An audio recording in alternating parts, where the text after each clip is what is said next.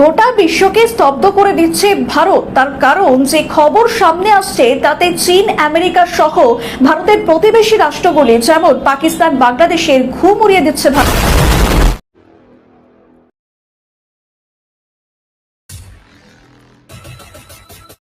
আমার মনে আছে, ভাবো আমাদের নামে কিছু কথা কব। যদি বলেন কি কথা আপনি বলবেন, দেখাবো আপনাদের। আজকে যে তথ্য আপনাদের সামনে আনছি, বাংলাদেশ এবং পাকিস্তানের মনে হয় ঘুম হারাম হয়ে যাবে।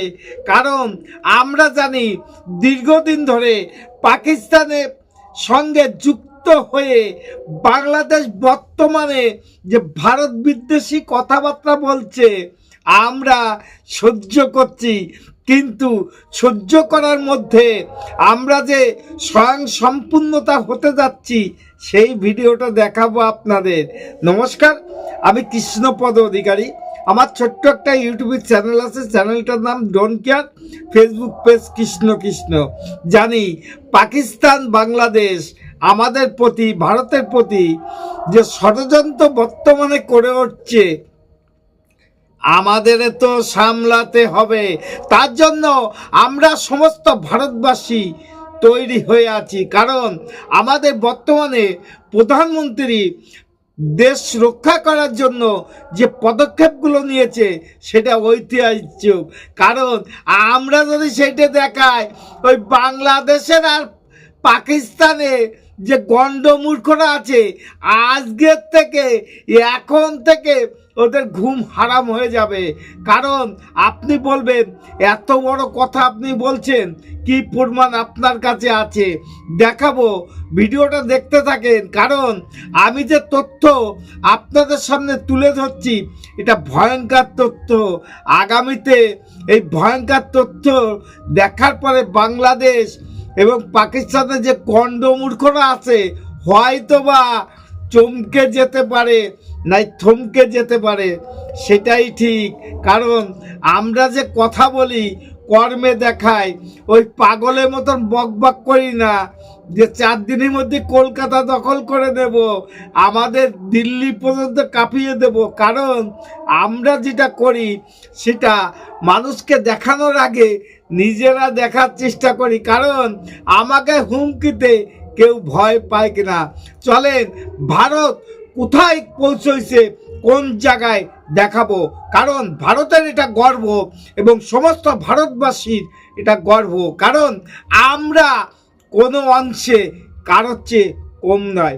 দেখুন তাহলে ভিডিওটা। বাংলাদেশের ঘুম উড়িয়ে দিচ্ছে ভারত। গোটা বিশ্বকে স্তব্ধ করে দিল ভারতবর্ষ। যে খবর প্রকাশ্যে এসেছে তা এক লহমায় চীন, আমেরিকা সহ আমাদের প্রতিবেশী পাকিস্তান ও বাংলাদেশেরও ঘুম উড়িয়ে দিয়েছে। জানা যাচ্ছে ভারতবর্ষ এবার 6th জেনারেশন ফাইটার জেট উদ্বোধনের প্রস্তুতি শুরু করে দিল।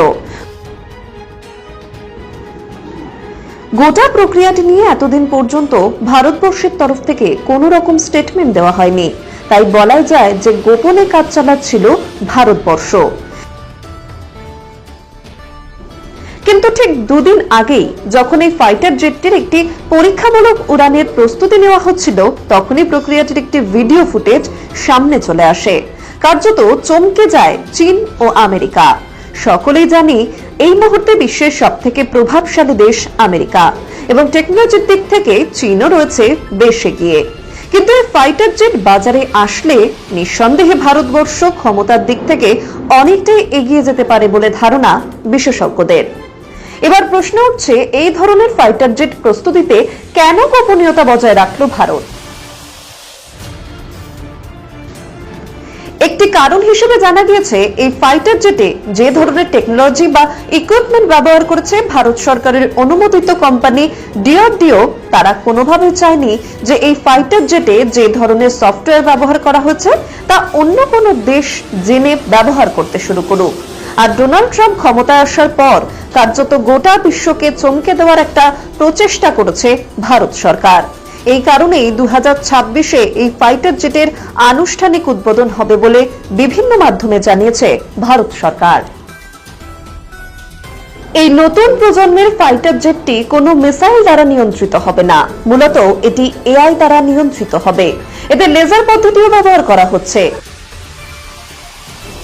আর এই পদ্ধতির দ্বারাই বিশ্বের যে কোনো শত্রু ঘাঁটিকেও শত্রু পক্ষকে লেজার ছুড়ে এক নিমিষে ধ্বংস করে দিতে পারে ভারতের এই ফাইটার জেট। বিজ্ঞানীরা এই নয়া প্রজন্মের ফাইটার জেটের নাম বলছে ফিউচার আনম্যান্ড ফাইটার এয়ারক্রাফট বা ফুফা। এই ফাইটার জেটের গতি এতটাই বেশি যে এই ফাইটার জেটে কোনো পাইলটের প্রয়োজন নেই।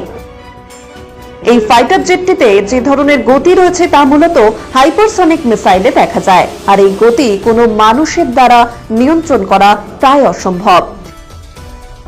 পুরো প্রক্রিয়াটি নিয়ন্ত্রিত হবে এআই দ্বারা রিমোট কন্ট্রোলের মাধ্যমে, আর এই পুরো প্রক্রিয়াটি গোপনীয়তা বজায় রেখে চালিয়েছে ভারত, যা নিয়ে গোটা বিশ্বে আলোচনা তুঙ্গে।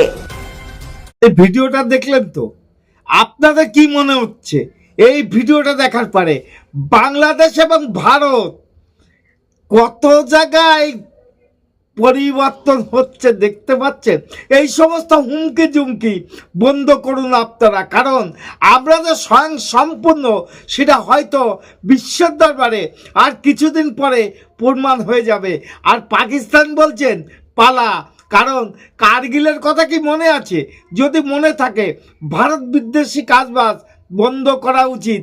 আর ওই ইউনূস সরকার গণ্ডমূর্খ, ওরও শিক্ষা পাওয়া উচিত যে ভারত কোন অবস্থানে, কোন পরিস্থিতির মধ্যে আর কোন ক্ষমতা নিয়ে বিশ্ব দরবারে দাঁড়িয়ে আছে। জানি না ভিডিওটা আপনাদের কতটুকু ভালো লেগেছে। যদি ভালো লাগে লাইক শেয়ার কমেন্ট করবেন এবং আগামী দিনে একটু আশীর্বাদ করে যাবেন, আপনাদের কাছে যদি আমি থাকতে পারি। টাটা। Madam, when sorry.